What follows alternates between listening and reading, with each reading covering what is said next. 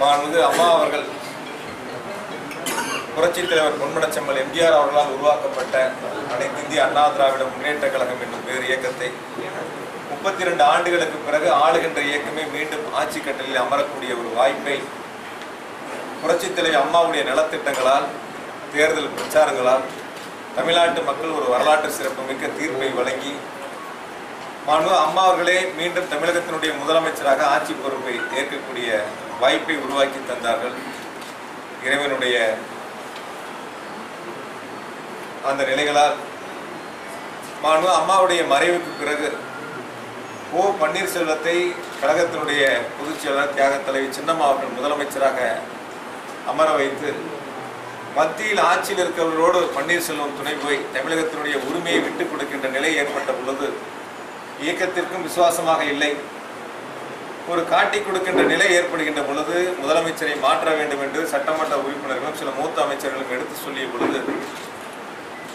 எடப்பாடி பழனிசாமியை முதலமைச்சராக கூவத்தூரிலே சட்டமன்ற உறுப்பினர்கள் 122 பேர் கூடி தேர்வு செய்து எடப்பாடி பழனிசாமியை முதலமைச்சராக தேர்வு செய்யப்பட்ட நிலையில் யார் தன்னை முதலமைச்சர் நாற்காலியில் அமர வைத்தார்களே அவர்களுக்கே துரோகத்தை செய்துவிட்டு எடப்பாடி பழனிசாமியும் மத்தியில் இருக்கின்றவர்களுக்கு தன்னுடைய உறவினர்கள் தன்னுடைய குடும்ப உறுப்பினர்களுடைய வருமான வரித்துறையுடைய சோதனைக்கு பயந்து தமிழகத்தினுடைய உரிமையை விட்டுக் கொடுக்கின்ற நிலைக்கு எடப்பாடி பழனிசாமி செல்லுகின்ற பொழுது 18 சட்டமன்ற உறுப்பினர்கள் கழகத்தினுடைய துணை பொதுச்செயலாளர் டிடி அவரிடத்திலே கேட்டு ஆளுநரிடத்திலே முதலமைச்சரை நாங்கள் மாற்ற வேண்டும் என்ற கோரிக்கை மனு வைத்து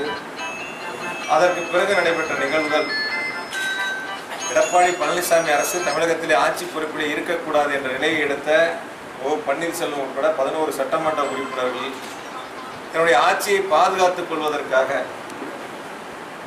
எடப்பாடி பழனிசாமி பன்னீர்செல்வத்தை சேர்த்து துணை முதலமைச்சர் பதவி வழங்கி அவர் அணியில் இருந்த ஒருவருக்கு அமைச்சர் பதவி வழங்கி எதிர்த்து வாக்களித்தவர்களுக்கு துணை முதலமைச்சர் அமைச்சர் பதவிகள். இந்த அரசு இருக்க வேண்டும். நாங்கள் நிச்சயம் 18 சட்டமன்ற உறுப்பினர்களும் வாக்களித்தது கழகத்தினுடைய பொதுச் செயலாளர் துணை பொதுச் செயலாளர் அறிவுறுத்தலின்படிதான் எடப்பாடி பழனிசாமி அவர்களுக்கு வாக்களித்தோம். நிச்சயமாக அவர்கள் எங்களுக்கு இந்த உத்தரவுகளை வழங்கவில்லை என்று சொன்னால் அன்றே எடப்பாடி பழனிசாமி அரசு இருந்திருக்காது. பொதுச் செயலாளர்களும் துணை பொதுச் செயலாளர்களும் எங்களிடத்திலே நீங்கள் எடப்பாடி பழனிசாமி அரசுக்கு ஆதரவாக இருக்க வேண்டும் என்று எடுத்துச் சொல்லியதன் அடிப்படையில் தான் நாங்கள் வாக்களித்தோம்.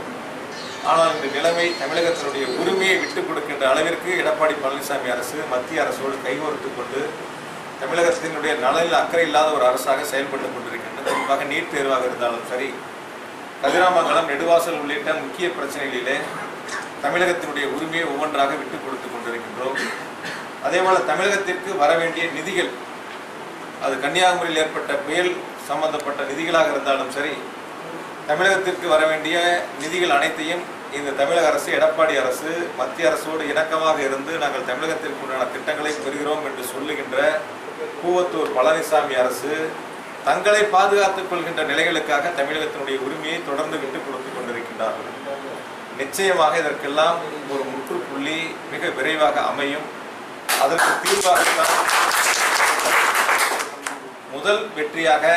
கழகத்தினுடைய துணை பொதுச்செயலாளர் அவர்கள் ஆர்கே நகர் சட்டமன்ற தொகுதியிலே தமிழக அரசினுடைய வரலாற்றில் ஒரு வரலாற்று சிறப்புமிக்க வெற்றியை ஆர்கே நகர் தொகுதி மக்கள் வழங்கியிருக்கின்றார்கள். ஆளுகின்ற இயக்கம், அதுவும் ஆளுகின்ற இயக்கம் மத்திய அரசோடு